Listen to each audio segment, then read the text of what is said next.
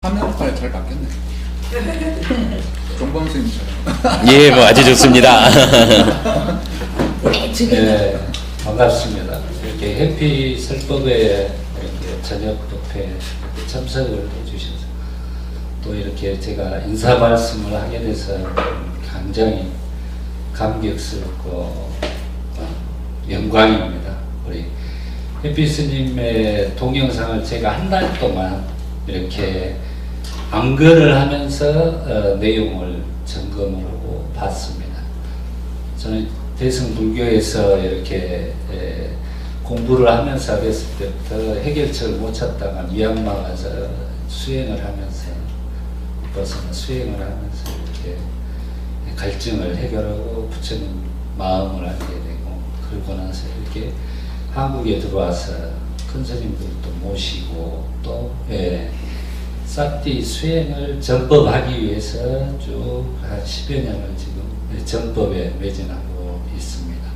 그런 와중에 이 수행과 교학에 대해서 이렇게 체계적으로 전달하는데 나름대로 제가 이제 전법을 하면서 행위를 많이 하다 보니까 교학적인 경전의 니카의 입장에서 이렇게 제가 볼 시간들이 많이 없었지만 다행히도 저는 요즘 근래에 이제 법구경이라는 것과 이런 것을 통해서 보게 되면서 이제 업이라든가 우리 부처님이 개성을 설하시고 거기에 인과의 방법들 이런 것들에 대한 내용들을 보면서 또 그 법구경의 내용들이 펼쳐진 게 또 니카야 내용하고 같습니다. 그래서 이제 그걸 엑기스를 뽑아놓은 게 법구경이라고 보시면 되겠습니다. 그래서 우리 에피 스님의 니카야로에서 니카야로 푸는 것을 보고 제가 정말 감탄을 했습니다. 감탄을 하고, 이렇게 저는 수행을 해서 제가 어느 정도 이렇게 수행력을 가지고 알아차림, 사티 수행을, 윗바사나 수행을 이렇게 10여 년부터 전달하고요. 왔기 때문에 이렇게 교학적으로, 체계적으로 마음의 메커니즘을 전달하는 게 우리 해피 스님의 그 열정과 체계적인 그 교학 체계가 저는 감탄을 이루 말할 수가 없어요.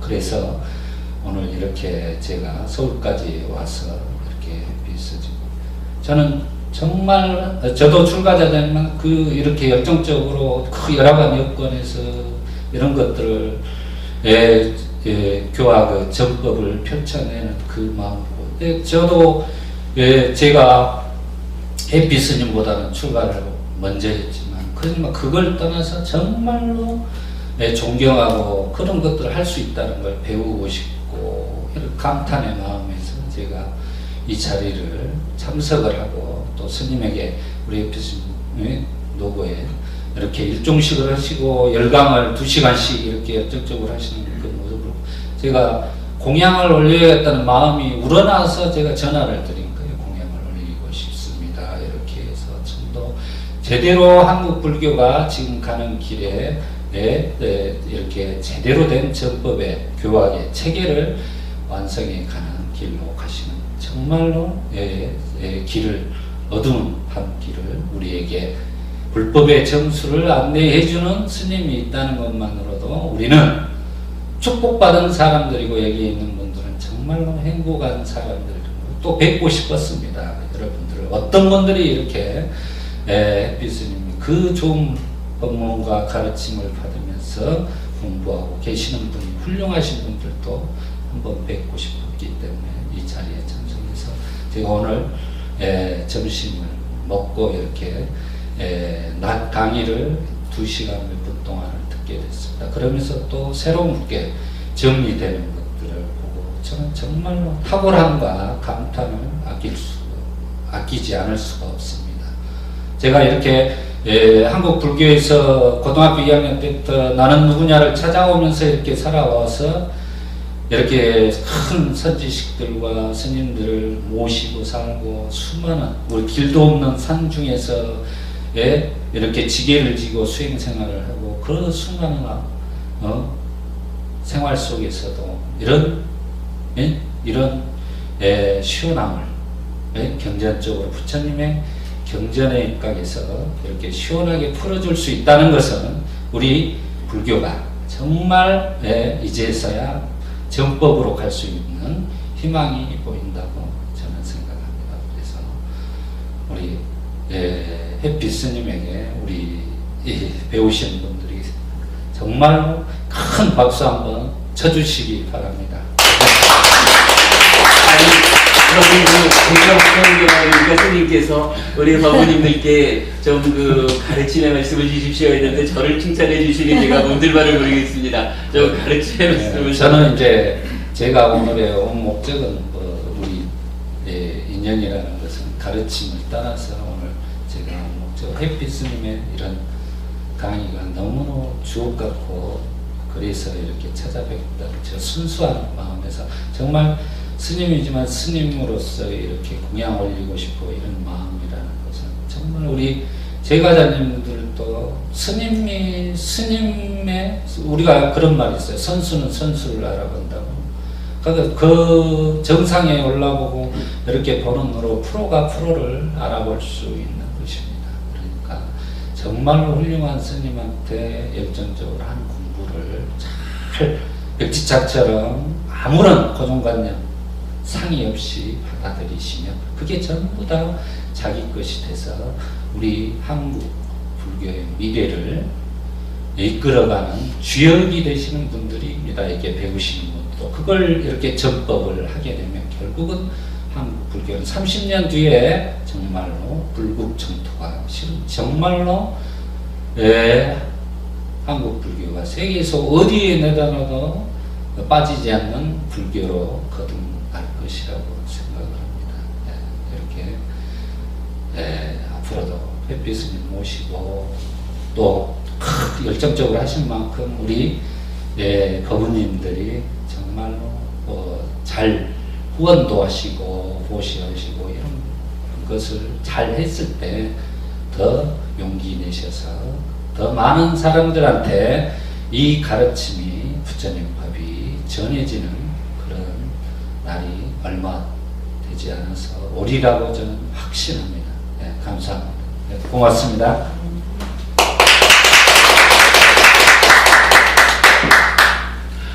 감사합니다, 스님. 이게 제가 칭찬받는 시간이 돼버렸어요.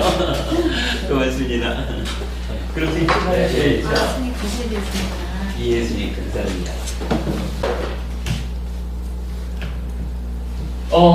이런 이야기를 좀 해보겠습니다. 그동안 우리가 업에 대한 이야기를 여러 시간을 들여가지고 좀 심도 있게 해봤어요. 그래서 이제 이 업에 대한 이야기를 마무리를 지으면서 5기 법회를 이제 마치려고 합니다. 그리고 이제 12월 달부터는 6개월 과정이 새로 시작하게 될 건데, 그때는 사실은 이제 저도 이렇게 법회를 하면서 제 자신 공부가 계속되고 있고, 설법을 이렇게 해보니까 다음번에는 요런 순서로 법회를 해야 되겠구나, 이렇게 이제 생각되는 게 있죠. 그래서 12월 6기 법회부터는 또 지난 6개월간 한 거랑 조금 방법을 달리해서 설법을 하게 될 겁니다. 그렇게 시작을 할 건데, 그럼 그 이전에 이런 오늘 포함한 3번 남은 법회, 요 법회는 후반기 내내 우리가 공부했던 이 업에 대한 이야기를 총괄해서 보면서 이 업 중에 제일 우리가 주목했던 이야기 부분이 사실은 삿된 견해를 바른 견해로 바꾸는 거. 그래서 바른 견해, 정견이란 어떤 것이냐? 그래서 경전이 설하는 그 바른 견해를 5가지로 정리해서 알려드렸던 부분들이 있죠. 이제 그런 부분들을 연결시켜가지고 견해라고 하는 하나의 특별한 분야가 생겨난다, 이렇게 말할 수가 있어요. 그러면 우리 니카야에 보면은 바른 견해란 어떤 것이냐 하고 이 견해를 설하는 경전들이 나타나는데, 이 업에 대한 이야기가 결국은 정견에 대해서서라는 몇 개 경전들을 통해 가지고 불교 전체를 꿰뚫어가는 하나의 체계를 가지고 정리가 돼요. 그래서 남은 3주 동안은 그렇게 업에 대한 총괄 정리에서 견해로 넘어가는, 그래서 마무리, 그러니까 불교의 중심을 한번 짚어보면서 마무리하는 요렇게 이제 3주간 운영을 하도록 그래 하겠습니다. 자, 그런 측면에서 일단 이야기를 시작해 보겠습니다. 업이라는 이야기를 우리가 하죠. 업이란 무엇입니까? 라고 말할 때 첫 번째로 우리는 이런 이야기를 할 수가 있어요. 몸의 행위, 몸으로 하는 행위가 업이다. 사실은 우리가 보통 그 업 얘기를 하면은 몸과 말과 만호의 행위 이렇게 말하잖아요.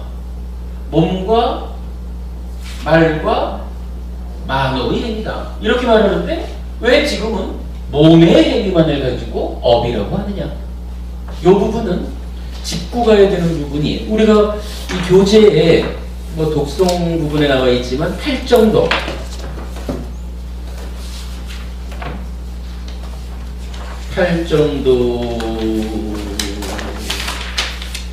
71페이지를 한번 보세요.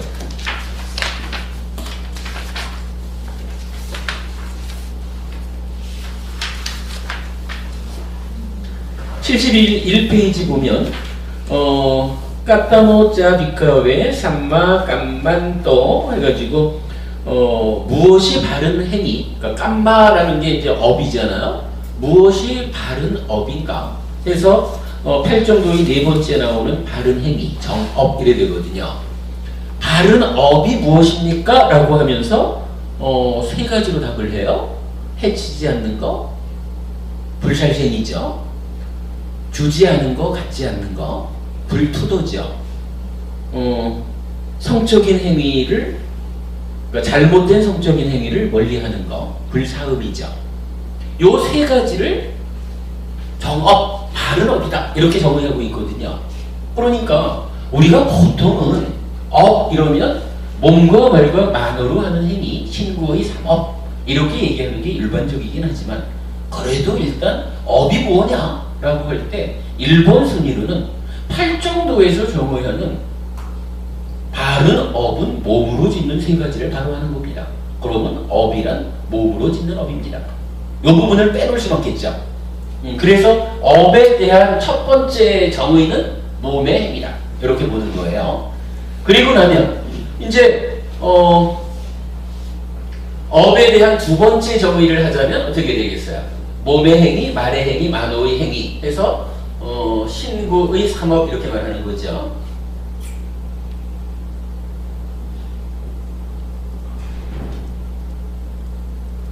자, 몸에 대한 두 번째 정의, 업에 대한 두 번째 정의는 신구의 삼업, 몸과 말과 만호의 행위 이렇게 됩니다.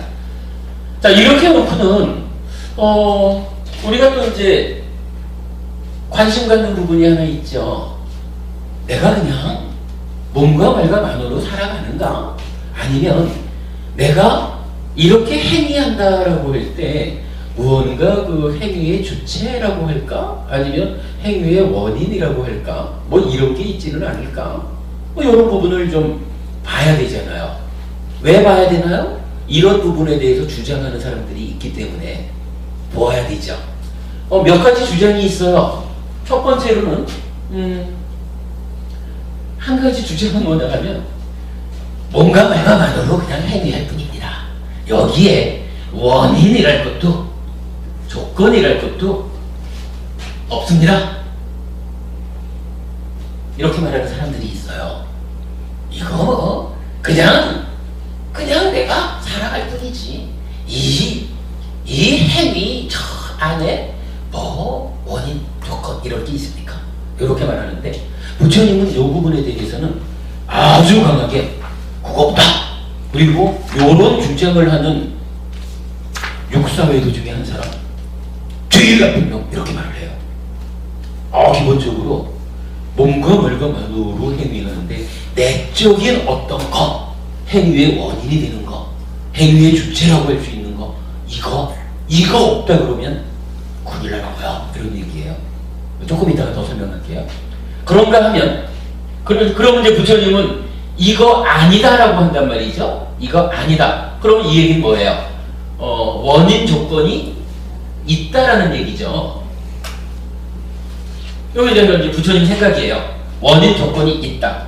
그러면 이렇게 놓고 원인과 조건이 있긴 있는데 여기에 대해서 또 다른 말을 하는 사람이 있어요. 어떤 사람이 있나요? 첫째로는 내가 전생에 지은 업이 있습니다. 내가 지금 이리 행위하는 데 대해서 나보고 뭐라 하지 마십시오. 내가 이래 하려고 해서 하는 게 아니고 전생에 지은 업에 의해서 이미 결정된 대로 나는 행위할 뿐입니다. 이렇게 말하는 거. 이거 우리 많이 알죠? 요거를 뭐라 불러요? 숙명론 이렇게 부르죠.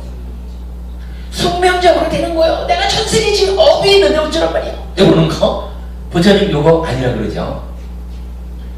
원인 조건이 있긴 있는데 숙명하고는 달리 또 말하는 사람이 있어요.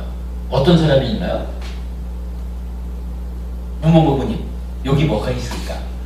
어떤 사람은 원인도 조건도 없어 그냥 할 뿐이야 이러는데 부처님 그거 아니다. 원인과 조건은 있다. 그렇게 말하는데 이제 원인과 조건이 있긴 있는데 잘못 보는 사람이 있는 거예요. 그래서 한 사람은 숙명적으로 전생에 지은 업 때문에 이래 보이는데 그거 아니라 그랬거든. 그러니까 또 다른 사람이 원인 조건이 숙명 말고 전생의 업 말고 요런 게 있어 라고 말하는 사람이 있다는 거예요. 그게 뭐냐 라고 묻는 거예요. 문법부님이 답변을 못하시면 문법부님 어떻습니까? 생각이 안 나는데. 지난주 결석을 하셔서 생각이 안 나시죠? 요거를 신의 뜻이라고 말하죠. 요거를 이제 한문으로는 보통 존우론 이렇게 써요. 하여간 신의 뜻이 있다. 그러니까 좀 더 단적으로 말하자면 그런 거죠. 창조주 하나님이 있어서 세상을 창조하고 나도 창조했어. 그러면 내가 창조된 사람이 존재이기 때문에 내가 어떤 행위를 하겠다라고 할 때 나의 의지 이전에 나를 창조한 창조주 하나님 이 신이 의도하는 대로 나는 행위할 뿐이요. 이렇게 말하는 거죠. 요거 대표적으로 우리가 아는 게 있죠. 힌두교. 뭐 옛날 말로 하면 브라만교죠. 브라만교에서는 이렇게 말하는 거잖아요. 창조주 하나님인 브라흐마 신이 있는 거예요. 범이라고 말하죠. 브라흐마 신이 있어서 브라흐마 신이 세상을 쫙 창조를 한 거예요. 창조하고 보니까 되게 이뻐. 이래가지고 내가 저 안으로 들어가 볼까? 이래가지고 자기 몸을 피조물 숫자대로 나눴다는 거예요. 무문고부님 이거 가능할까요? 자기 몸을 피조물 숫자대로 만드는 거, 나누는 거. 옆구리 빼서 남자 만드는 거, 여자 만드는 거. 근데 이거를 안 된다고 말할 이유가 없어요. 아니 세상을 창조도 하는 신인데 창조도 하는데 자기를 분신으로 자기 몸을 쪼개가지고 들어가는 분들 왜 못하겠어요? 그러니까 어쨌든 그래가지고 여러분 우리가 아는 거 있잖아요. 그 창조주 하나님 브라흐마가 창조를 하고는 피조물 숫자대로 자기 몸을 쪼개가지고 쪼개면 그걸 뭐라 그래요? 분신 이래잖아요. 몸을 나눈 거죠. 나누어가지고 들어갈 때 그래가지고 피조물이 되는 나 창조된 존재인 내 안에도 신의 분신이 들어와 있대. 그래서 내가 뭐 어째 행위한다 이래봐야 나의 행위의 원인 주체는 사실은 내가 하는 거 아니고 신의 분신 즉 신이 하는 거예요. 창조주가 지 맘대로 하는데 나보고 어찌라니까 뭐 이런 얘기를 하는 거죠. 이러면서 이제 이 분신을 그 힌두교 경전어가 산스크리트잖아요. 산스크리트로는 아트만 이렇게 부르고요. 불교 경전어인 팔리오에서는 이걸 악단 이렇게 해요. 그러니까 악다 이렇게 이제 보통 말하는데 원래 악단이라. 그리고 요거를 중국에서 뭐라고 번역을 했냐 하면 나자를 써서 아라고 번역을 했어요. 그리고는 뭐 하여간 이런 얘기라 뭔가 말로 해결을 하는데 이게 원인도 조건도 없이 그냥 해결하는 게 아니고 원인과 조건이 있어요. 그 원인이 뭔지 알아? 창조주 하나님의 분신이 내 안에 들어와서 그 신의 분신, 즉 신 자체가 창조주가 지 맘대로 하겠다는데 나보고 묵지라고 이렇게 하는 거야. 뭐 이렇게 말하는 거죠. 부처님 여기에 대해서 뭐라 그래요? 이거 아니야. 아니라고 말하죠.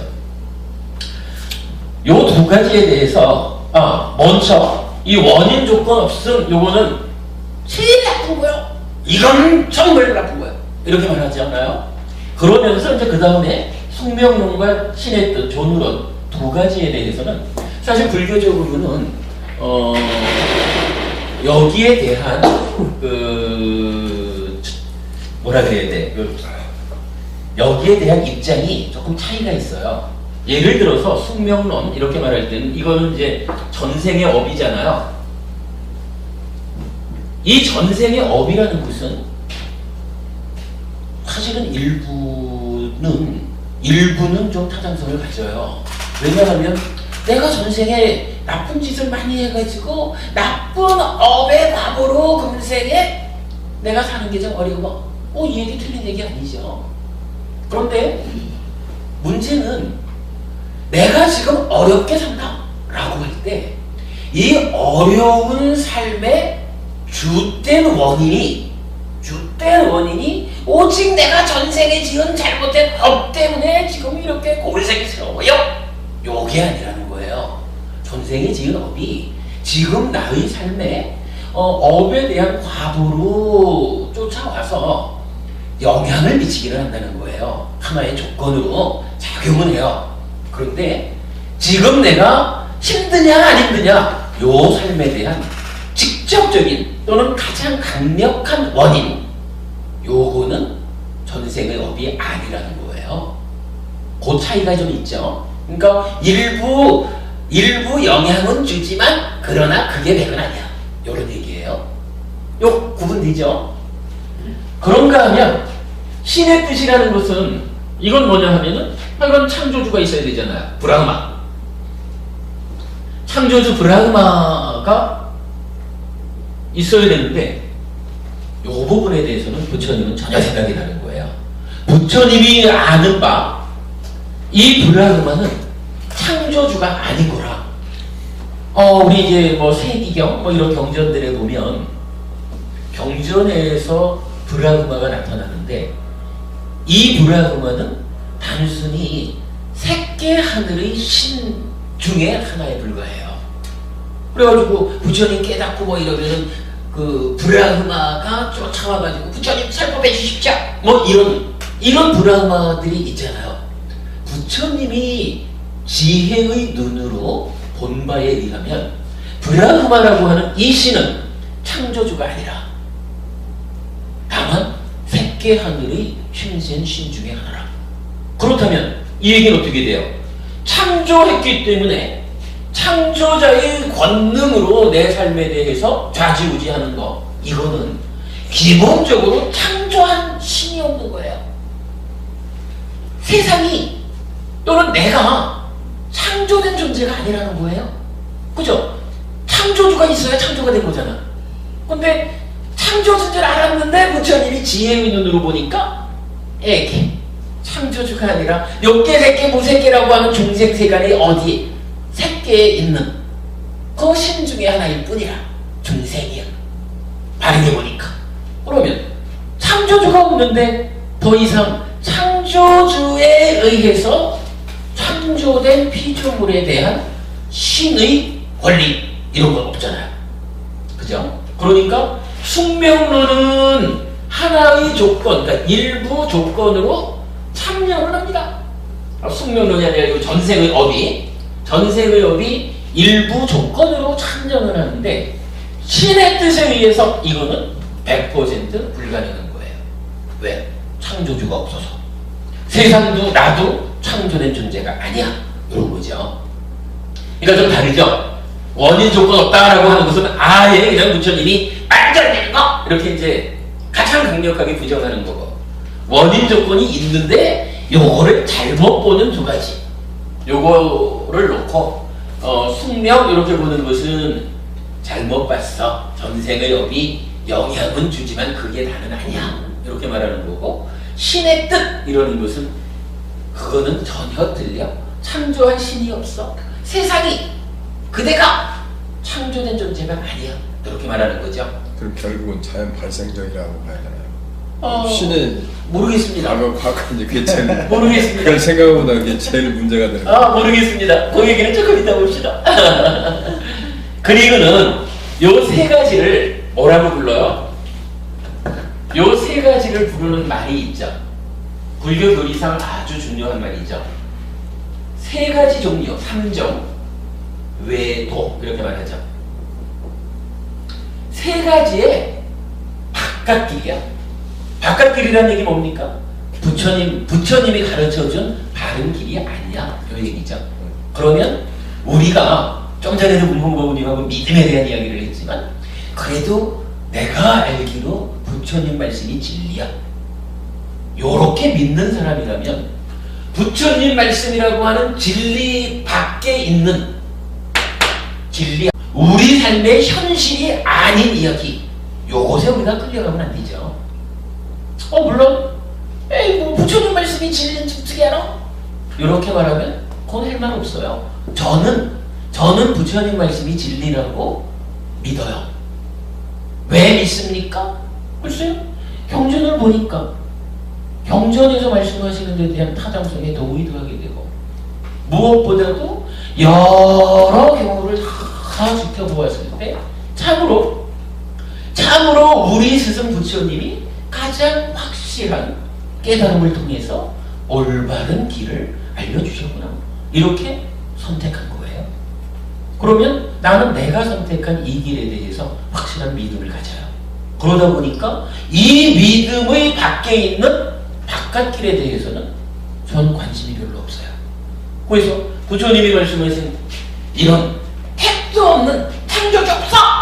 이런 거,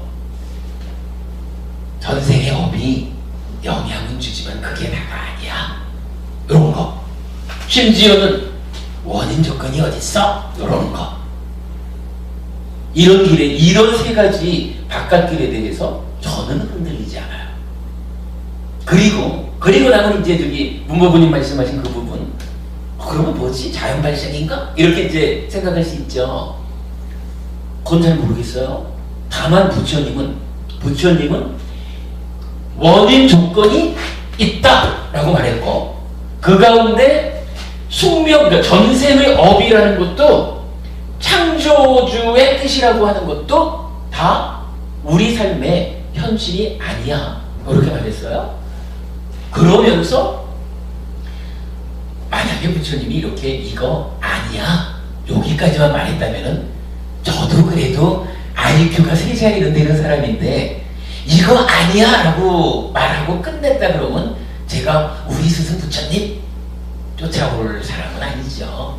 부처님은 여기에 대해서 이게, 자, 첫째로 원인 조건이 있다, 그리고 두 가지 아니다. 그러면 무엇이 몸과 말과 만으로 행위하는 나의 삶의 원인이 됩니까? 또는 주체가 됩니까? 하는 데 대해서 답을 줘요. 이 답을 구하는 것은 참 쉬운 일은 아니었어요. 쉬운 일은 아니었지만 공부를 하는 과정에 그래도 몸과 마음의 관계를 보고, 마음이라고 하는 것이 우리 문방법은님 말씀하시는 심의식의 전개 과정이 이런 부분에 대해서 눈을 뜨게 되다 보니까, 아, 그렇구나, 부처님이 주신 답변이 드러나는 거예요. 부처님은 원인 조건 있습니다, 두 가지 아닙니다. 몸과 말과 만으로 하는 행위의 원인 또는 주체, 이것은 찢다라고 부르는, 마음 심자로 번역된 찢다라고 부르는 내 마음입니다. 이렇게 답을 주셔요. 요거 근데 사실은 이 부분에서 우리가 그동안 저도 말씀드리지 못했던 부분이에요. 주목해야 할 얘기가 하나 있어요. 원인 조건이 없다라고 하는 요 얘기는 이게 뭘까요? 원인 조건이 없다라고 하는 거의 의미를 어떻게 받아들여야 될까? 그냥 뭔가 말과 많으면 해결이 안 되는데 요거를 어떻게 받아들여야 될까? 요거를 고민을 좀 해봤는데 이런 이야기로 들려요. 원인도 조건도 없습니다 라고 하는 것은 몸과 몸, 말 다 이거예요. 몸이죠. 몸과 마음으로 내가 살아가다가 몸 죽으면 마음도 같이 소멸하고 끝나는 겁니다. 아니 왜냐하면 그냥 몸과 말과 마음이 살아가는데 살다가 죽었다 라고 할 때 무언가 이어져가는 것이 있느냐라고 할 수 있는 근거가 안 나타나는 거예요. 만호라는 것이 이어져가는 거 아니냐? 이렇게 말할 수도 있겠지만 이 만호가 우리가 불교 공부를 하는 우리가 말하는 만호가 원인 조건 없습니다. 그래서 몸이 중심이 되고 몸의 작용이 고도로 활성화되면 이때 마음이라는 게 생겨나서 죄인이체 살아가지만 몸이 죽으면 몸에서 생겨난 마음이라고 하는 것이 터전을 이루니까 같이 소멸하고 마는 겁니다. 요렇게 주장하는 사람들이 말하는 마음하고 다르겠죠. 그냥 뭔가 이런 몸에서 생겨난 마음 이런 식으로 설명이 되겠죠. 그러니까 원인 조건이 없다라고 하는 것이 의미하는 것은 결국 지금 이 순간을 내가 부모가 만들어준 몸을 가지고 살아갑니다. 몸의 작용이 고도가 되다 보니까 거기에서 마음이라는 게 생겨가지고 나야 하면서 사는 건데 살다가 물질적인 몸이 기능이 떨어지면 죽는 거고 몸에서 생겨난 마음이라는 게 별 수 있나요? 토대가 사라지면 지도 죽고 마는 거지. 그래서 몸과 마음이 다 소멸하고 마는 거야. 몸과 마음이 다 소멸하고 만다 하면은 요거 우리가 어떻게 표현할 수 있나요? 조금은 끝입니다.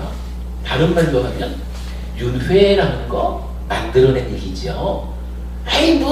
무언가 죽음 이후에 연결되어 갈 수 있는 원인이랄 것, 주체랄 것 이런 게 없는데 죽음은 끝이지 거기에 무슨 존재가 있습니까? 이렇게 말하는 게 돼요. 원인 조건이라고 말할 때 여러분 대표적으로 원인 이렇게 말하는 요 원인의 의미를 어떻게 보아야 되느냐? 행위 이전에 행위의 주체가 되는 또는 이 행위로 분류되는 나의 삶이 끝난다 해도 그 이후까지 연결되어가는 어떤 것, 그래서 내 삶의 영속성을 담보해 주는 것, 이런 의미로 보아야 될 것 같아요. 잘 모르겠지만 원인 조건이 있다라고 하는 요 얘기를 제가 방금 말씀드린 이런 몸이 죽어도 끝나지 않고 이어지는 어떤 거, 요것이 있다라는 말로 해석을 할 때 이 두 가지가 타당한가? 이렇게 보자고요. 숙명론이라는 거 뭐예요? 전생의 업이 영향은 주지만 그게 다는 아니야 라고 부처님이 말하는 거잖아요. 이 얘기는 뭡니까? 전생의 업에서 전생이라고 하는 이미 전생으로부터 행위의 원인 또는 주체로서 연결되어 갔다. 이러면 전생이 있다는 얘기는 뭡니까? 지금 살다가 죽으면 지금 생을 전생으로 하는 다음 생이 또 오는 거잖아요. 요거는 뭔가 말만으로 행위한다 라는 이러한 행위가 끝나도 나의 삶이 완전히 끝나는 건 아니다 라는 얘기를 하는 거죠. 창조주 브라흐마에 의해서 창조되었다. 그것이 창조주의 뜻에 의해서 산다. 이렇게 말할 때도 이 창조주 브라흐마가 어떻게 되어 있어요? 내 속에 아뜨만 아로 들어가 있다는 거잖아요. 부처님 이거 창조주가 없으니까 이거 없는 거야. 이렇게 말하죠. 이 얘기도 뭔가요? 결국은 창조주가 세상을 창조하고 나를 창조한 그때부터 나는 나는 지속적으로 몸 바꿔가면서 살아온 거죠. 그죠? 이렇게 본다면 우리가 이 원인도 조건도 없다라고 말하는 요 부분은 한마디로 뭐냐 하면 단견이라고 하는 거죠. 죽음의 끝, 윤회하지 않음, 이런 얘기로 우리가 이해할 수 있는 거예요. 원인과 조건의 의미를 이렇게 우리가 좀 찾아보는 것도 그 삶에 대한 그 중요한 관점이 될 거예요. 그러니까 부처님은 이 얘기를 가지고 보면 우리가 이제 이 윤회와 연결해서 말하면 보통 단견, 상견 이런 얘기를 하잖아요. 부처님 첫째로 단견 이거 최악이요. 죽음은 끝났다라고 생각하는 거. 이거 사실 유물론자고 그런 거죠. 이거는 최악의 견해요. 이거는 절대 여기에는 떨어지면 안 돼. 이렇게 이제 먼저 말하는 거죠. 그런가 하면 이제 무언가 있기는 있는데 그 있다라고 하는 데서 뭐 전생의 업이 요거를 100% 이러니까 문제지 다는 아니지만 뭐 전생이 개입해 그러니까 이건 뭐 큰 문제는 아닌 것 같아요. 그런데 이 창조주 브라흐마에 의해서 창조되었다. 그랬을 때 창조주의 분신인 아트만 아가 나의 주인으로 내 안에 있다. 그래서 그 뜻에 의해서 산다. 이 얘기는 뭐예요? 이때 이 아트만 아라는 것은 어떤 존재냐 하면 신 자체란 말이죠. 신 자체다 보니까 신이 가지는 특성을 고스란히 갖고 있는 거예요. 신이 갖는 특성이 뭔가요? 뭐 우리가 약간 참 많이 하는 얘기죠. 예. 이 신의 특징이 상락아정인 거라. 조건 따라 변하지 않아요. 영원히 가는 거예요. 그런가 하면 조건에 휘둘리지 않으니까 불만이 없어. 내 맘대로 되는 거예요. 그러고 신의 분신으로서의 이 본질은 조건에 휘둘리지 않고 만족스러운 상태니까 당연히 나는 신의 분신으로서의 신 자체의 훌륭한 존재예요. 이런 얘기가 되죠. 그리고 이러한 신이라는 존재를 어떤 것이 있어가지고 와서 오염을 시키느냐고요. 오염되지 않는다는 거예요. 깨끗함이죠. 상락아정. 요게 신이거든. 존우론이라고 하는 거 틀렸어! 이렇게 말하는 요거는 그럼 어떤 의미가 돼요? 자, 원인도 조건도 없다라는 것은 단견 이래서 틀렸어. 요건 최악이야. 이렇게 말하는데 전생의 업은 뭐 하여간 그렇다 치고 이 신의 뜻에 의한 요 부분은 어떤 얘기가 되나요? 신 자체이기 때문에 항상 하는 거. 항상 한다. 조건 따라 흔들리지 않는다. 라고 하는 요 상으로 대표하죠. 그래서 저기 끊어진 단자를 쓰는 단견 잘못 봤습니다. 이렇게 말하는 거고 또 한 가지가 뭐예요? 우리 삶이라는 것은 고정불변의 실체가 내 안에 주체로 주인으로 있어서 죽었다 깨도 변하지 않고 가는 겁니다. 이렇게 말하는 걸 우리가 상견 이러잖아요.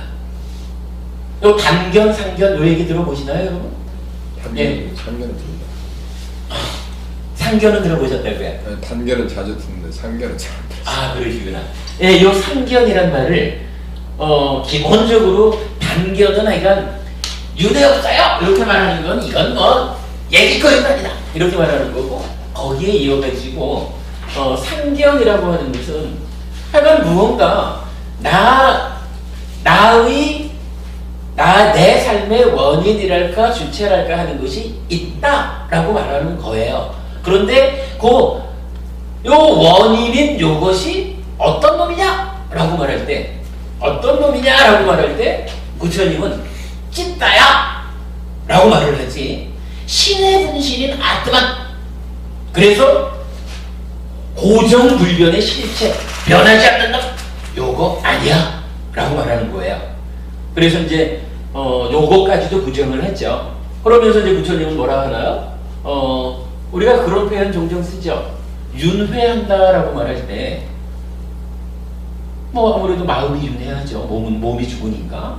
그러면 요 마음이 어떤 마음입니까? 이럴 때 우리가 쓰는 표현 있죠. 연기하는 마음이라고 쓰죠. 조건에 따라 변화하는 마음. 이제 다음 기소 가가지고 마음의 조건 관계를 우리가 이제 알아보겠지만, 이 마음이라는 것은 기본적으로는 행위를 조건으로 바뀌어지는 거죠. 이 행위를 조건으로 바뀐다라고 하는 거. 그러니까 살아가는 가운데 지속적으로 조건 지어져서 변화합니다.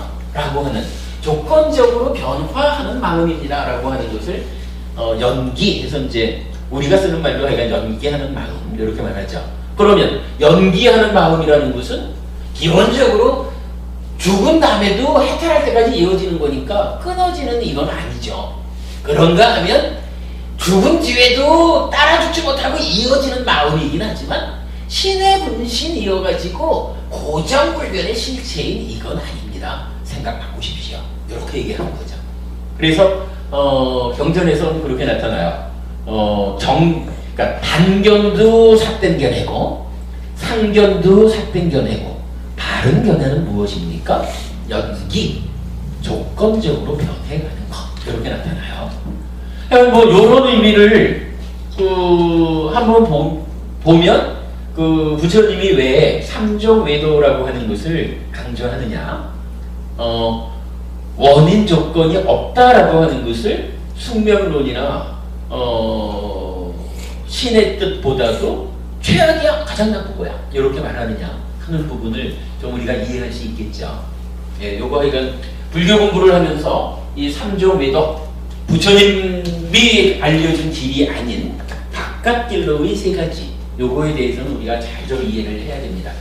요거 이해 잘못하면 우리가 살아가는 게 엉뚱한 길로 가죠.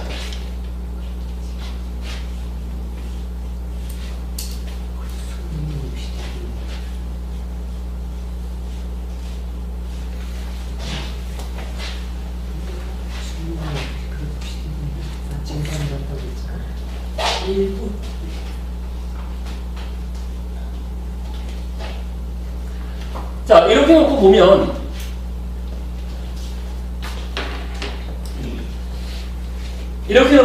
이제 업에 대해서 분명히 업은 팔정도에 의하면 몸의 행위고요. 우리가 보통 말하는 신구의 삼업, 이렇게 말하면 이게 이제 업의 두 번째 정의죠. 그런데 방금처럼 알아보니까 몸과 말과 만으로 행위한다라고 하는 요것이 어떤 건데, 몸과 말과 만으로 행위한다라고 말만 하면 다 업이냐? 라고 할 때 그렇지 않은 거죠. 그래서 부처님 분명히 말씀하시기를 원인 없이 행위한다라는 것은 실제하지 않는 것이야. 말로는 가능해도 그거는 우리 삶의 현실이 아니야. 이렇게 말하는 거죠. 숙명적으로 행위하는 거, 요것도 우리 삶의 현실이 아니야. 다만 좀 영향을 줄 뿐이야. 신의 뜻에 의해서 행위하는 거, 창조주가 없어. 그래서 세상도 나도 창조된 것이 아니야. 그것은 없는 것이야. 이렇게 말을 하죠.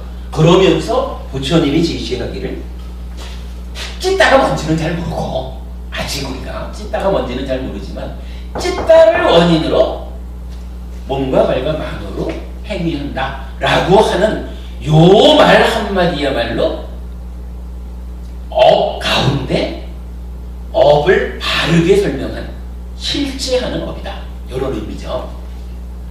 그러니까 업에 대한 세 번째 정의는 찢다를 원인으로 몸과 말과 만으로 행위하는 것, 요것이 업이다, 이렇게 말할 수 있죠.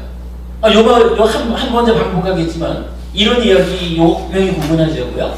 몸과 말과 만으로 행위를 하는데 두 번째 의미를 맞죠. 그런데 신의 뜻에 의해서 몸과 말과 만으로 하는 것이 업입니다. 이렇게 말하면 몸과 말과 만으로 하는 행위이긴 하지만 원인을 잘못 보았으니까 그런 업은 실제 하는 업이 아닙니다.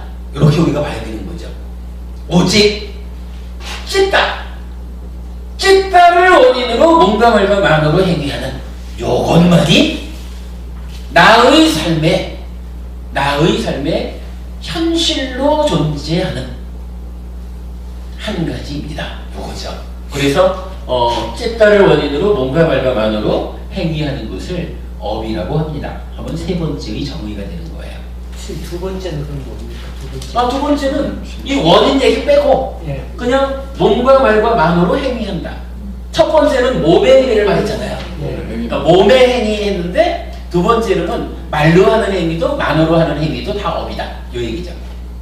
그리고 이제 세 번째가 그 몸과 말과 만으로 행위하는 건데 그게 사실은 사람들은 이렇게 저렇게 설명을 하지만 올바르게 설명되는 것은 찢다를 원인으로 몸과 말과 만으로 행위하는 요것만이 우리 삶의 현실이야. 이렇게 말하는 거죠. 이해되죠? 예. 사실 이게 중요한 겁니다. 이게 불교를 이해하는 시작점이고 이런 이야기가 조금 더 전개되면은 우리가 참 많은 것을 흔들리지 않게 얘기할 수 있는 거예요. 자, 그러면 이제 여기서 우리가 하나 봐야 되는 게 있어요. 몸과 말과 만으로 행위를 하는데 행위를 하고 나면 자, 여러분 우리 요거 한번 볼까요? 몸과 말과 만으로 행위한다라는 구체적인 행위를 얘기하고 행위 다음에 어느 측면을 봤냐 하면 한쪽 측면으로는 행위 이전에 원인이 뭐냐 하고 보니까 찢다 이랬잖아요. 그러면 행위 이후의 문제도 봐야 될 거 아니에요. 행위 이후 즉 이제 행위의 원인을 찾았어. 찢다를 원인으로 몸과 말과 만으로 행위를 했어. 그러면 행위한 다음은 어떻게 되지? 요거를 봐야 되잖아. 현정부모님 요 말 맞죠? 행위한 다음에 어찌 되지? 요걸 봐야 되는데 부처님은 여기서 두 가지로 말씀을 하시는 거예요. 행위를 하면 행위의 결과로 괴로움이 생겨날 수도 있고 괴로움의 소멸, 고멸 괴로움의 소멸을 락이라고도 쓰고 이게 이제 우리가 좋아하는 말 행복을 말하죠. 행복. 이 행복 얘기 조금만 하고 갈까요? 행복이라는 게 나는 지금 괴로워요. 그런데 저쪽에 행복이 있어요. 저 행복을 가지고 와야겠어요. 불교적으로 행복을 그렇게 보진 않는 것 같아요. 예를 들어서 이만한 이제 밀대가 있다. 밀대통이 있다. 그런데 여기가 지금 괴로움으로 가득 차 있다. 라고 한다면 우리 먼저 어릴 때 그 물총 비슷한 거지만 여기에 이제 이렇게 해가지고 밀면 이게 이렇게 들어가잖아요. 괴로움은 약간 줄어들겠죠. 그리고 괴로움이 밀려간 만큼 여기가 빈자리가 생기잖아요. 빈자리 요거 표현하면 어떻게 되나? 괴로움이 다 밀려가서 없어져 버렸어. 요거죠. 괴로움이 밀려가서 이제 없어져 버린 공간이 있다. 그러면 부처님은 행복이라는 게 어디 저기 있는 걸 가져오는 게 아니라 괴로움이라고 하는 요 상태에서 무언가의 방법에 의해서 밀어낸 거야.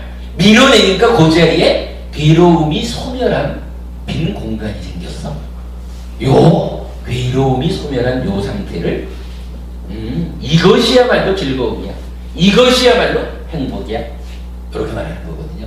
행복이 뭔지 여러분 얘기되죠? 행복 요거 잘 이해해야 됩니다. 안 그러면 어디 가서 행복을 좀 찾아올까? 그거 아니에요.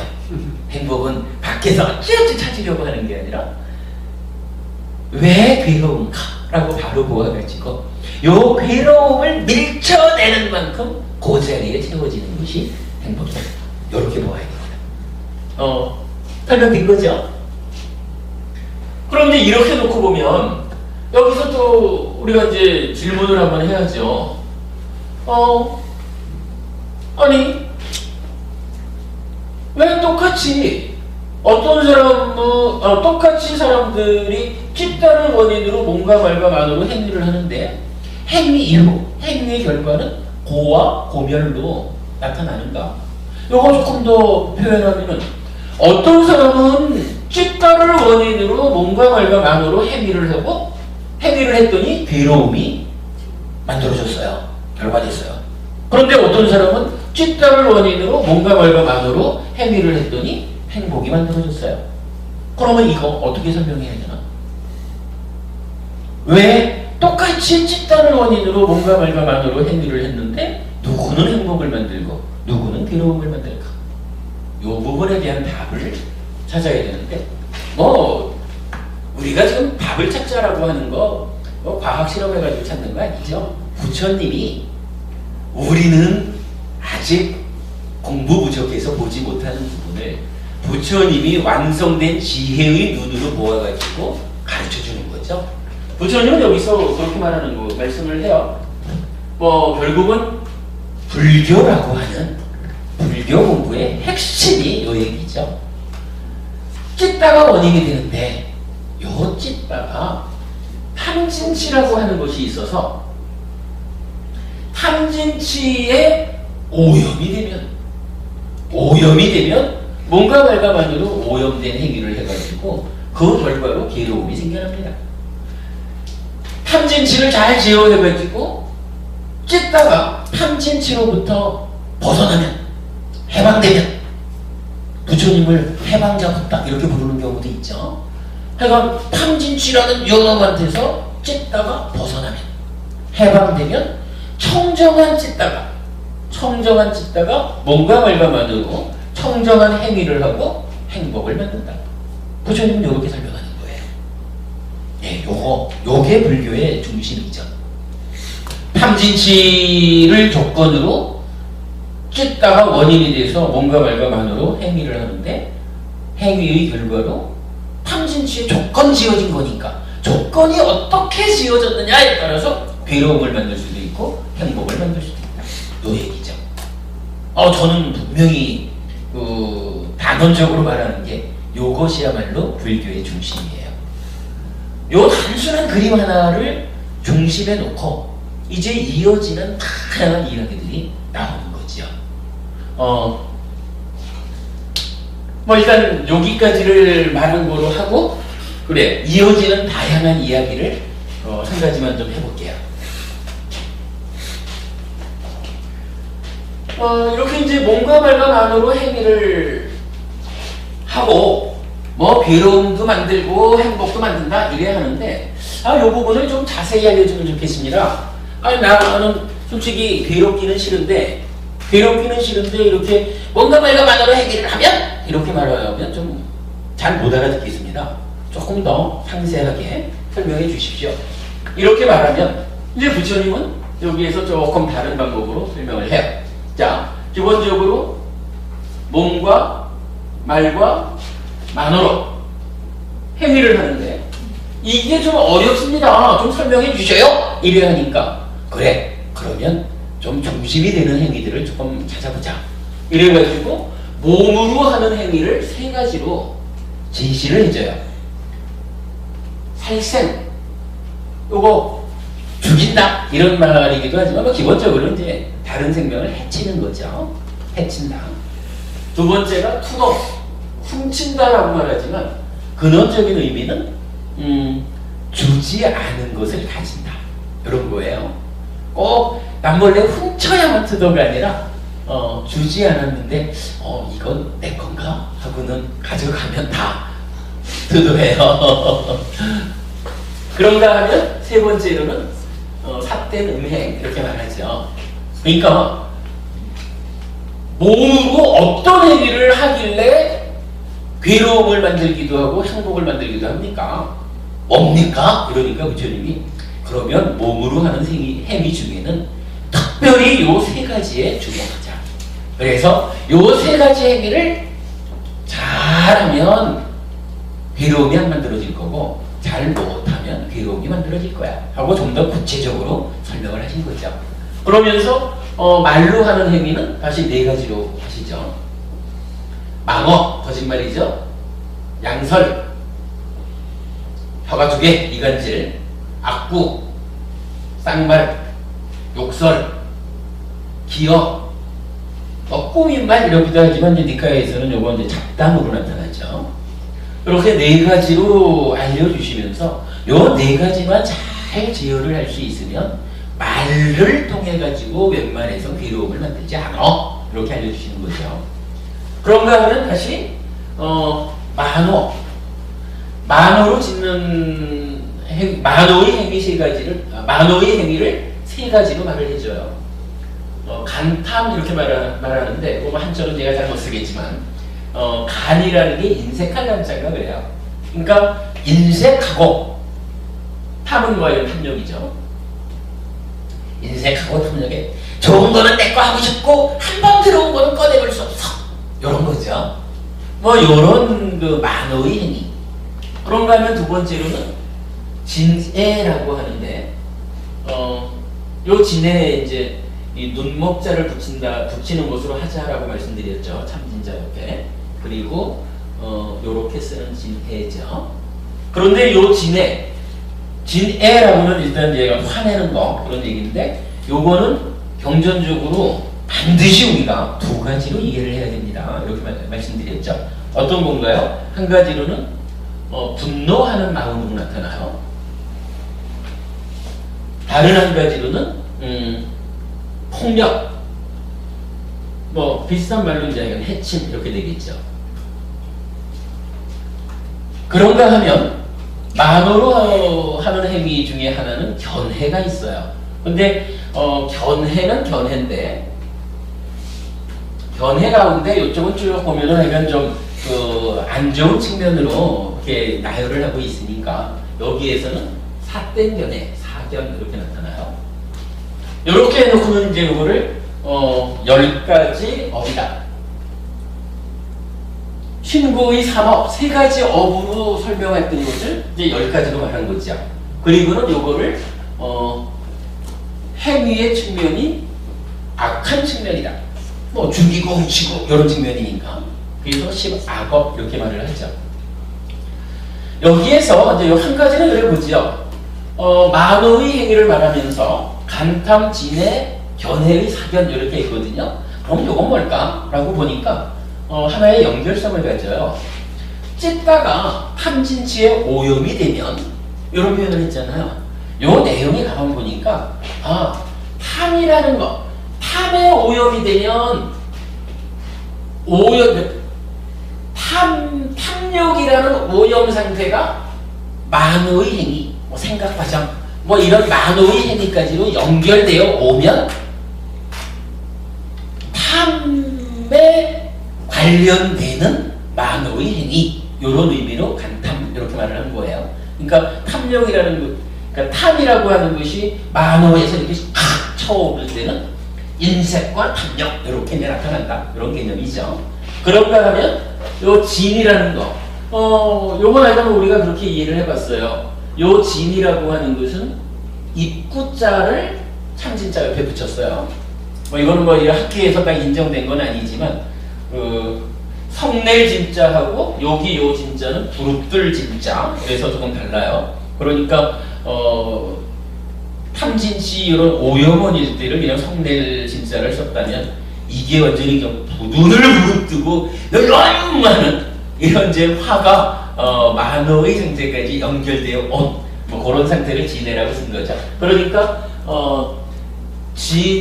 탐진치의 진이 만호의 행위로 연결되어 오면 진해 이렇게 이제 쓴 거고, 요 진해는 분노하는 마음의 상태이고 폭력, 해침의 상태 두 가지로 나누어 말하고 있다 하는 거고, 그 다음에 치라고 하는 것, 어리석음이라는 것이 만호의 행위까지를 보면 사견 이렇게 되는 거죠.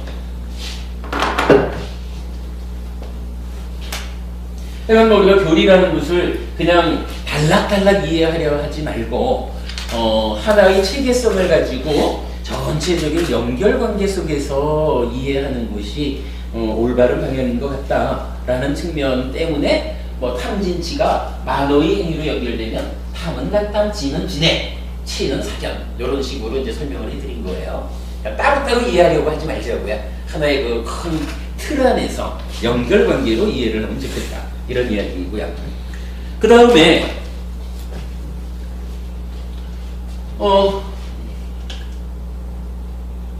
우리가 이제 보통은 뭐 이런 그 좀 10악업이라고 설명되는 이런 의미들을 좀 하면서 살죠. 그런데 이제 우리가 절에 다닌다, 부처님 공부를 한다라고 하면 걔도 뭔가 달라지는 게 있잖아요.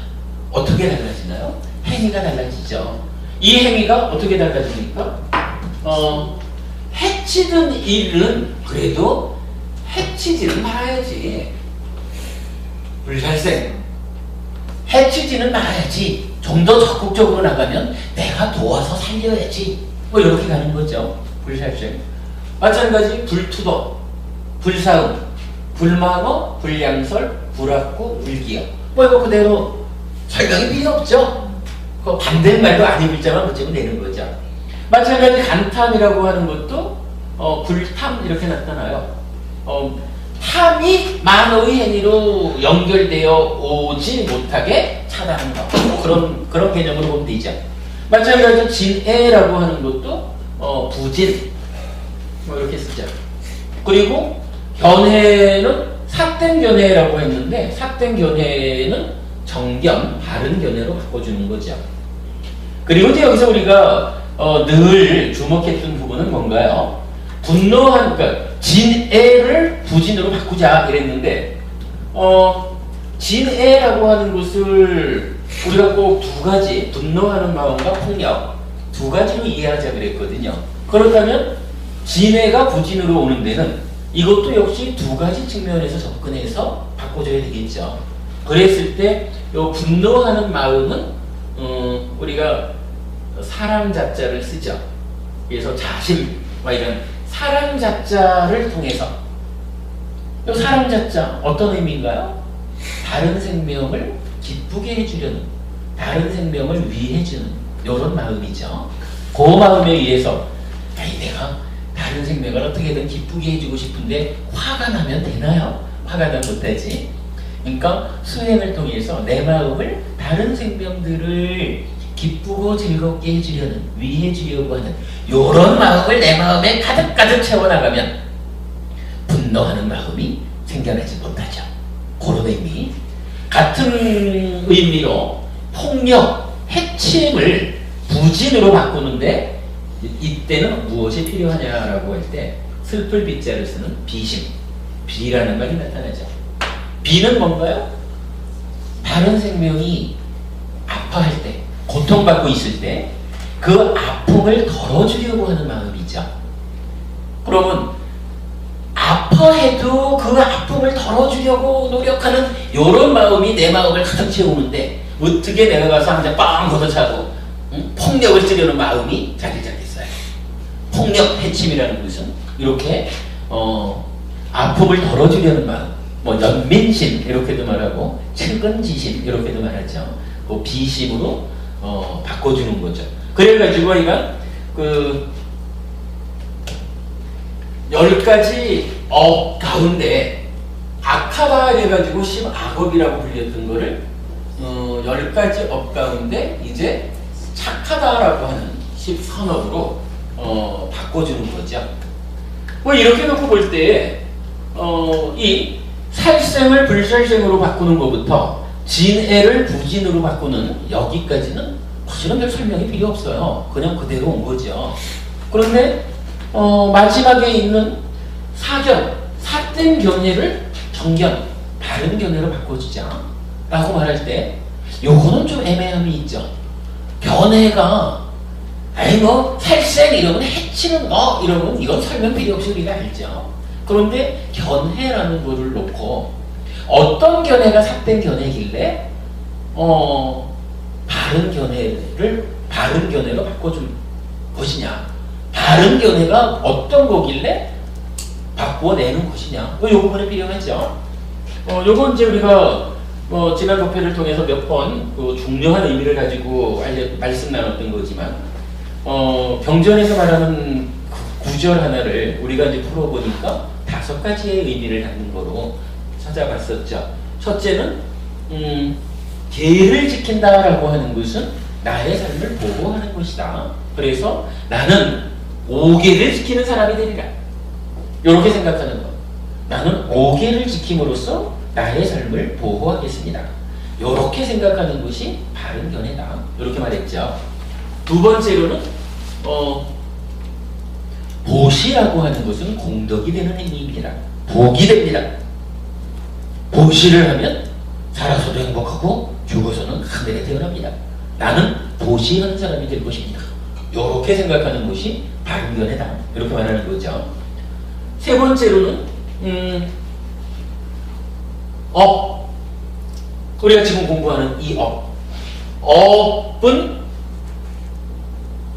괴로울 것인지 즐거울 것인지를 말하는 보라고 하는 것과 인과의 관계를 갖는다. 업과 보의 인과관계. 이렇게 말하면 업인과 보죠. 요거 좀 달리 표현하면 업을 원인으로 과보가 생겨납니다. 이렇게 말할 수도 있죠. 뭐 이런 경전상으로 요건 두 가지로 나타나요. 업과 보의 인과관계로 해석할 수 있는 소지가 있고, 또 어떤 경전에 따라서는 과와 보를 동시에 구분해서 제시하기도 해요. 그럴 때는 업을 원인으로 과와 보가 생겨납니다. 이거 뭐 이런 얘기죠? 우리가 좀 전에 업을 알아보면서 그 업의 이전 단계를 보니까 쬐다가 원인이 됩니다 라고 찾아냈죠. 그리고 여기서 표시를 안 해줬네. 탐진치에 따라서 업 이후 결과가 괴로움이 생길 수도 있고 행복이 생길 수도 있습니다. 이렇게 보았을 때 업이라는 것은 탐진치를 조건으로 하는 찢다. 이런 얘기 이제 설명 여러 번 했던 거죠. 탐진치에 조건 지어진 찢다가 몸과 말과만으로 행위하는 거. 그래서 괴로움이나 행복을 만드는 거. 요거를 업이라고 한다. 요게 이제 업에 대한 네 번째 정의였던 거죠. 뭐 이제 그 얘기죠. 뭐 그런 그 업 이후의 문제에 대해서 에이구 행위하고 나면 그만이지 거기에 무슨 과보가 있어. 요렇게 생각하는 거 옳지 않습니다 라는 거죠. 그래서 업에는 반드시 과와 보가 따릅니다. 이렇게 생각하는 것이 바른 견해다. 이렇게 말했고요. 네 번째로는 화생하는 중생은 있습니다. 우리가 태란습화 사생을 말할 때 사람들하고 짐승들하고는 태란습으로 태어나죠. 그러나 사람과 짐승을 제외한 지옥, 아귀, 하늘 사람들 이렇게 세 부류의 사람들은 화생하죠. 요 화생하는 사람들에 대한 이야기 그거를 이제 그걸 놓고 눈에 보이는 것만 있지 무슨 보이지 않는 화생하는 존재가 있어. 요렇게 말하는 거 바른 견해 아닙니다. 부처님이 보아서 알려주신 바른 견해라는 것은 화생하는 중생이 있다는 겁니다. 그래서 욕계, 색계, 무색계의 3계가 구성되고 지옥, 축생, 아귀, 인간, 천상이라고 하는 5도 윤회가 성립하는 겁니다. 뭐 이런 이야기. 요거 지난주인가? 지난주겠네요. 지난주 낮 시간에 요 화생과 관련한 이야기를 좀 심도 있게 했어요. 요 이야기가 조금 더 진행이 되면 경전에서 말하는 화생의 정의 4가지 이래가지고 예를 들어서 우리가 귀신 들린다 이러잖아요. 귀신 들린다 하라고 하는 것이 현실적으로 우리 삶에 그 해명스님이 표현하신 바에 의하면 밀접한 관계를 가지는 거죠. 우리 살아가는 가운데 귀신 들리는 경우가 실제로 있잖아요. 그러면 부처님은 이 귀신 들리는 걸 어떻게 말씀하셨을까 하는 거 사실 경전에서 잘 찾기가 어려워요. 그런데 우리 법회에서도 그거 찾아냈죠. 요거 저기 지난주 법회 그 동영상 꼭 한번 보셔요. 그에 보면은 이 화생하는 중생 가운데 어떤 인간들이라고 불리는, 그래서 인구 위에 있는 하늘 사왕천이죠. 사왕천의 존재들이 비인간이라고 표현이 되는데, 요 비인간들이 우리 삶에 갈 때 따라가고 설 때 따라서고 앉을 때 따라앉고 누울 때 따라 눕는 뭐 이런 상태로 우리 삶에 딱 간섭하는, 개입하는 이런 부분들이 경전에 딱 나와 있더라고요.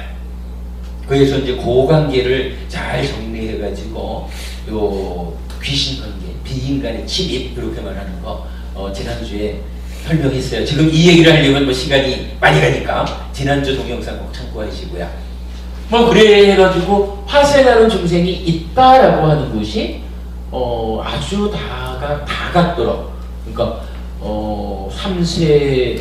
삼세를 인정해주고 윤회를 인정해주는 그런 의미로 활용이 됐죠. 그리고 이제 다섯 번째로 뭐 이렇게 이제 모든 것을 우리 삶을 바르게 알아가지고 가르쳐주는 그런 스승이 없다라고 보는 것은 사땡견이다.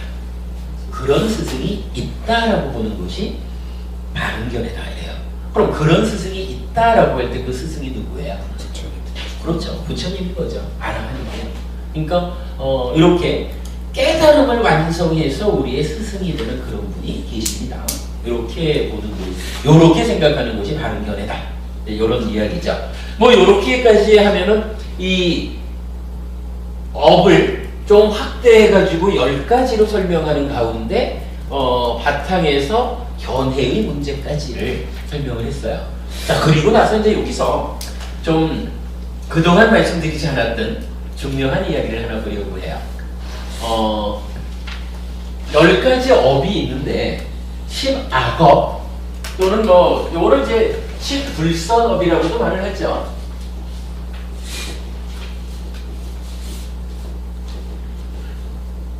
뭐 10악업이 됐든 10불선업이 됐든, 그러니까 이 10선업의 선업하고 반대가 되는 거죠. 근데 이게 사실 우리가 좀 의미를 좀 바르게 알았으면 좋겠어요. 어떤 걸 선업이라고 하고 어떤 걸 불선업 또는 악업이라고 하느냐.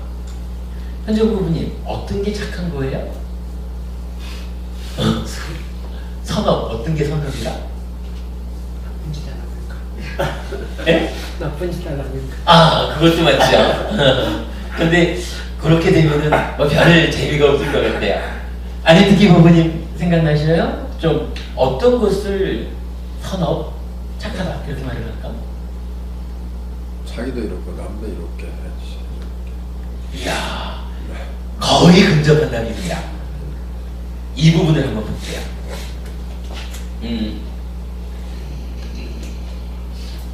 그래도 우리 공부가 한 가지 좀 좋은 부분이 있다면, 이렇게 한자로 나타난 부분을 중요한 부분들은 그래도 빨리 부처님의 그 원전을 좀 비교해보는 면이 있잖아요.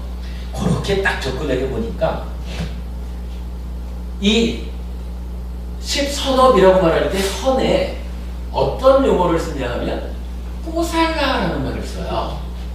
그러니까 선에 그 빨리어가 꼬살라야. 그러면 이렇게 말한다거나 불선업 이렇게 말할 때 불선, 요거는 꼬살라의 반대말이 되겠죠. 요 반대말이 뭐 기본적으로는 약간 꼬살라에다가 부정격투사 안만 붙이면 되는 거죠. 그러면 이제 원어를 찾았어. 그럼 이 꼬살라 또는 꼬살라, 요것이 어떤 의미인지만 알면 선업이라는 게 뭔지 알려지죠. 전재정 박사님 같은 경우는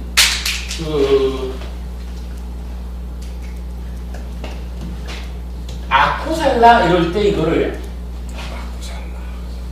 악하고 불건전한 이렇게 번역을 하셨더라고요.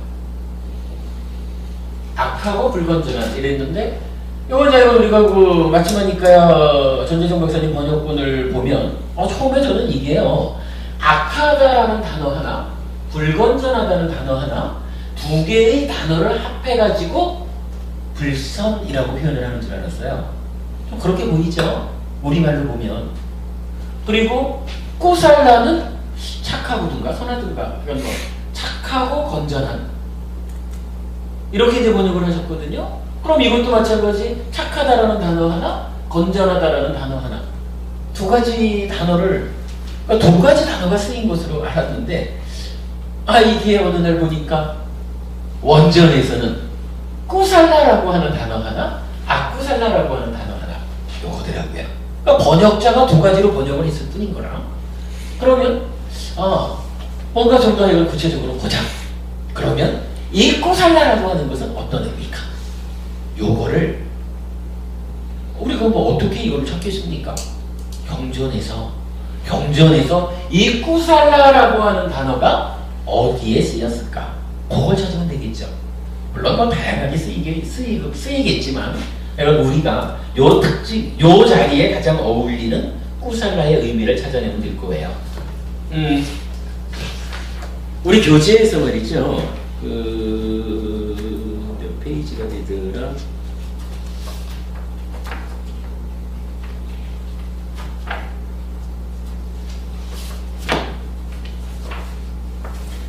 (204페이지) 한번 보십시오.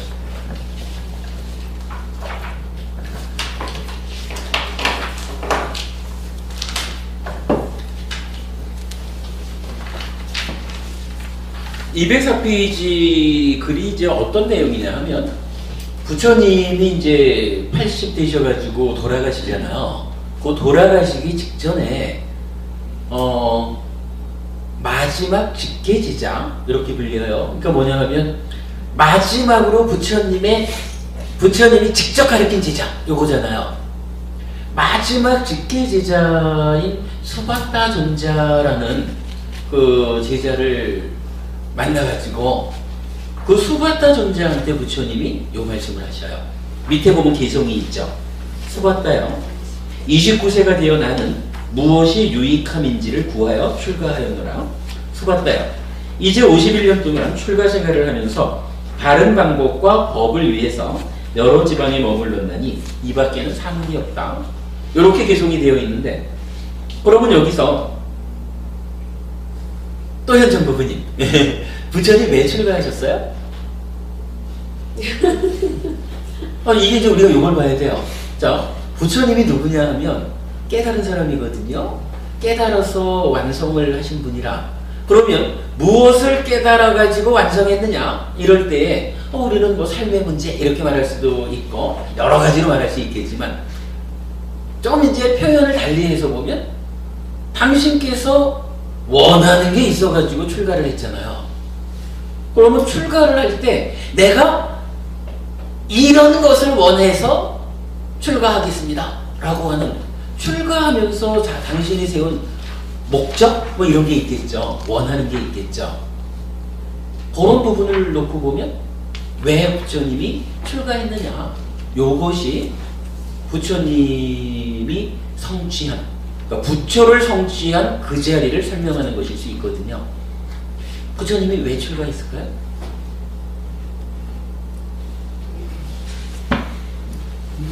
어디서 출가해? 괴로움을 다 멸하게 하죠. 괴로움을 고멸을, 예, 물론 뭐 그렇죠. 그 얘기가 맞죠.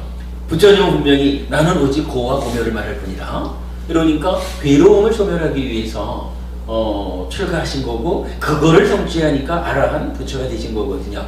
그런데 그 괴로움을 소멸하기 위해서 출가하셨다라고 답변을 찾으려면 이 개성은 뭐를 읽겠어요? 개성 한번 보셔요. 뭐라고 나와 있잖아. 유익함을 구하기 위해서 출가했다. 그죠? 부처님 스스로 말년에 돌아가시기 직전에 그러는 거예요.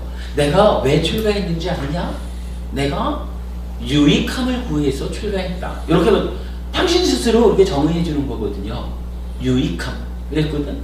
그럼 무엇이니까? 그렇죠. 그럼 무엇이 유익함이냐? 요걸 봐야 되는데, 사실 그 이전에 지금 우리가 여기서 무엇이 착하고 건전한 것이냐? 이 부분을 자세히 알려니까 빨리 여를 찾아본 거잖아요. 그럼 여기서 무엇이 유익함이냐? 이거를 알려면 일단 우리는 여기서도 한 번은 빨리어를 한번 찾아보자고요. 그러면 여기 빨리어가 어떤 용어를 썼는지 요걸 확인해 봐야 되겠죠. 앞에 그게 나와 있어요. 몇 페이지냐 하면 140페이지.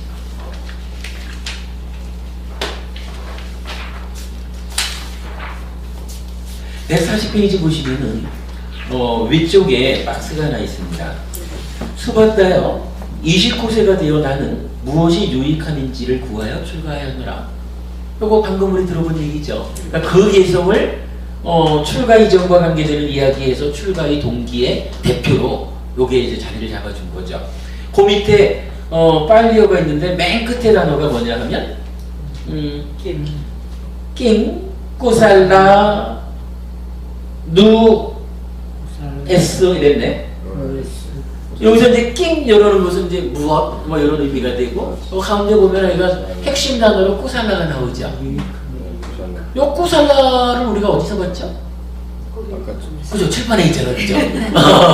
그러면 이 얘기가 뭐예요? 여기 부처님께서 마지막 직계제자인 수바타 존자에게 내가 유익함을 위해서 출가했다 이렇게 말씀을 하셨는데 그 유익함이란 단어의 원어가 뭐냐 하면 꾸살라구나. 꾸살라 10억이네. 선억. 그렇죠. 그 꾸살라를 위해서 찾아서 유익함을 구하여 이랬으니까 꾸살라를 구해가지고 얻고자 출가한 거예요. 그러니까 요 꾸살라라는 의미는 기본적으로 유익함이라. 그러면 이제 유익함이 뭔지만 알면 요 얘기가 풀어진다는 거죠. 그럼 유익함이 뭘까라고 할 때 저는 여기서 좀 전에 그 현정법부님 답변 주신 거 어차피 불교는 괴로움이냐 괴로움의 소명이냐 요거잖아요. 그러면 부처님이 이 개성에서는 꾸살라를 구해서 출가했다 이렇게 말씀을 하셨지만 경전 전체의 의미를 보면 부처님이 왜 출가를 하셨어요? 고와 고멸의 문제 때문에 괴로움에서 벗어나겠다. 오직 고멸 요걸 위해서 출가하셨거든요. 그죠? 그러면 부처님이 꾸살라를 구해서 출가했다라는 얘기는 달리 말하면 뭐예요? 이제 여기서 이제 현정부모님 말씀하신 고멸을 구해서 출가했다. 요 얘기가 되죠. 그러면 자, 이 얘기를 이제 여기까지를 전복시켜가지고 한번 보자고요. 몸과 말과 만으로 행위를 하는데 찢다를 원인으로 해요. 그런데 이 찢다가 조건인 탐진시에 오염이 되면 오염된 행위 해가지고 10가지 악업을 짓는 거예요. 그래서 요 10가지 악업 또는 불선악 요래놓고는 요 불선이라는 의미가 어떤 단어를 쓰느냐 하니까 악구살라를 썼거든요. 그러면 이 악구살라 유익함을 구해서의 꾸살라였으니까 반대말인 악구살라는 부처님이 구하지 않는 거 요거잖아요. 그럼 구하지 않는 건 뭐예요? 고멸을 구하는 부처님께서 구하지 않는다라는 것은 중생들의 현실인 괴로움 요거죠.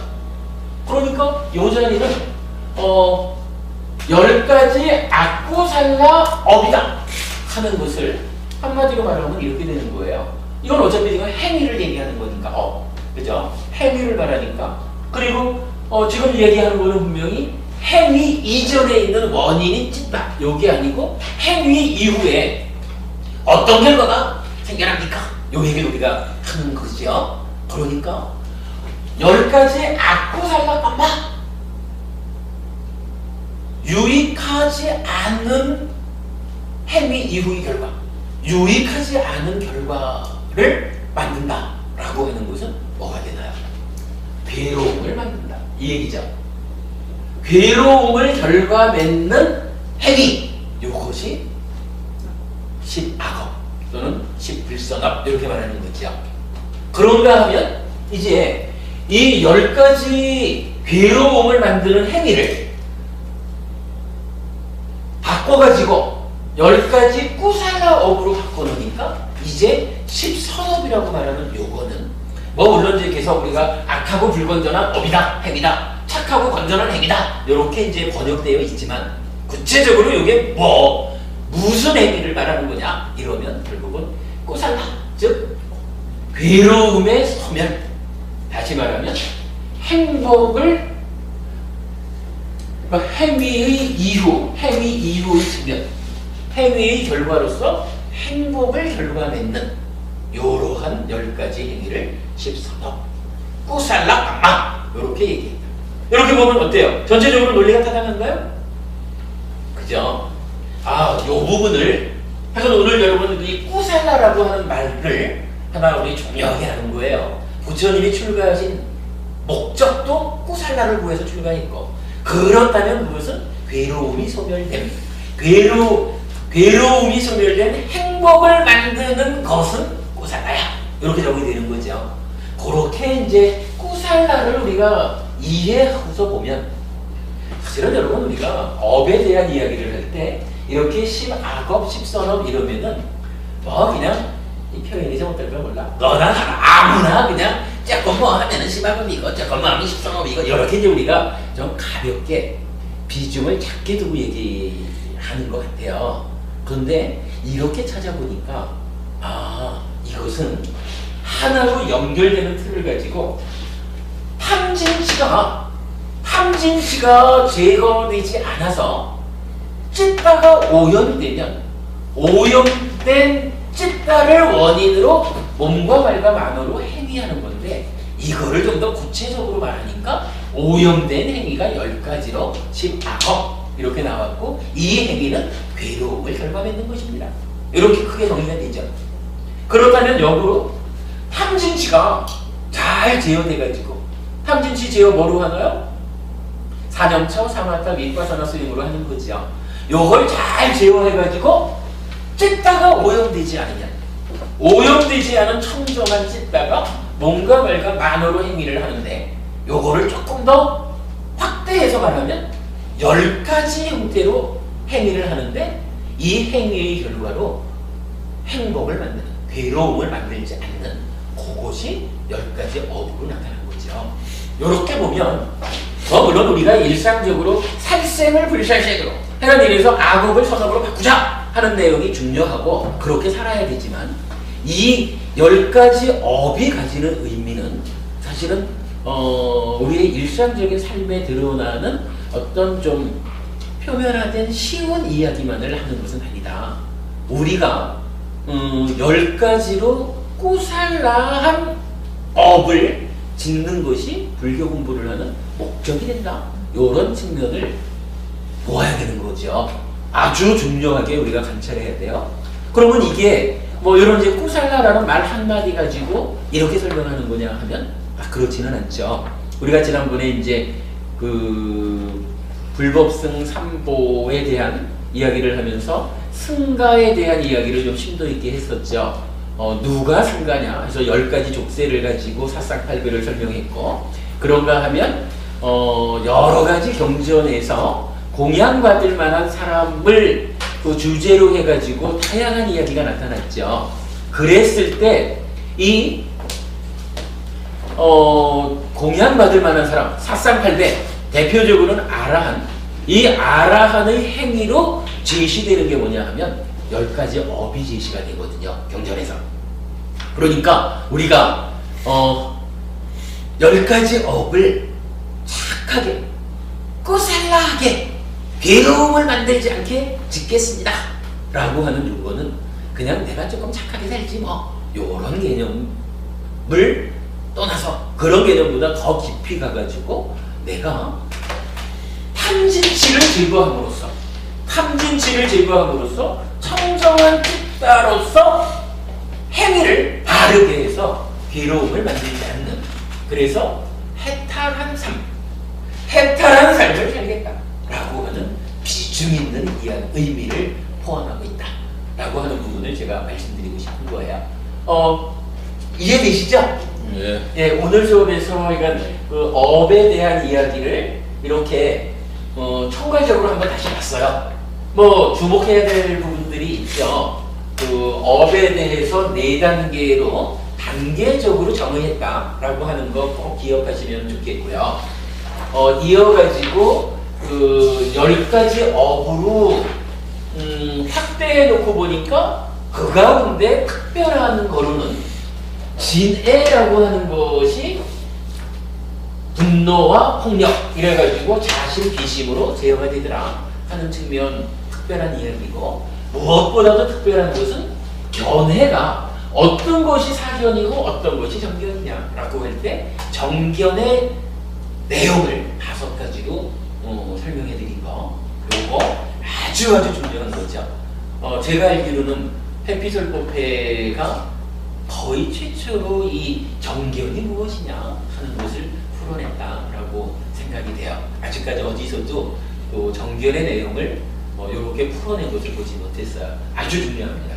거기에 더해가지고 그렇다면 이제 업을 10가지로 그 탐진치에 오염된 상태로 짓는 거, 요거하고 탐진치가 제어된 상태에서 짓는 10가지 업, 이랬을 때 여기에 우리는 선악으로 표현을 하고 있고, 원어는 꾸살라라고 하는 단어를 쓰더라 하는 거.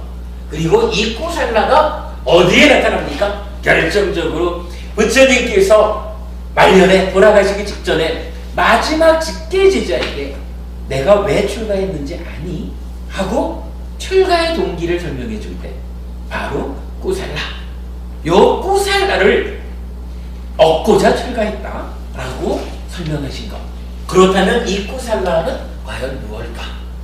부처님은 기본적으로 고와 고멸 이래야 되니까 꾸살라한 행위, 꾸살라한 업, 선업이라고 부르는 것은 괴로움을 만들지 않는 행위, 고멸, 행복을 결과 맺는 행위, 이것을 말한다 라고 우리가 아는 거.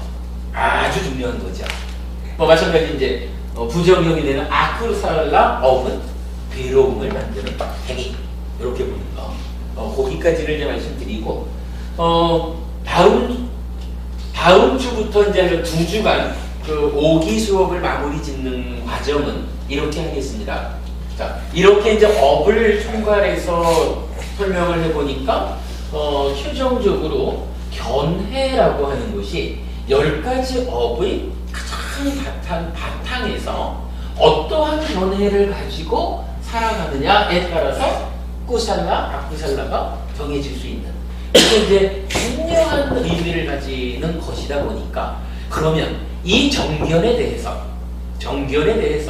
경전은 과연 꾸살라한 10가지 업의 토대가 된 바닥에 있는 것으로의 정견 5가지로 설명된 요것만을 가지고 정견이라고 하느냐, 아니면 또 다른 의미로 정견이 사용되는 경우가 있느냐 하는 부분을 보려고 해요. 그런데 그거를 제가 미리 좀 확인을 해보니까, 사실은 오늘 제가 5페이지짜리 그림을 만들어 보려고 했는데, 그저께 이제 대구법회 한 동영상을 5개로 잘라가지고 다 올리고 왔어요. 아마 지금 다 올라가 있을 거예요. 그리고 어저께 또 청성교도소 법회를 하고 저녁에 올라왔잖아요. 그래서 그림 5장을 도저히 그리지를 못했어요. 아마 다음 주에 그려드릴 수 있을 것 같아요.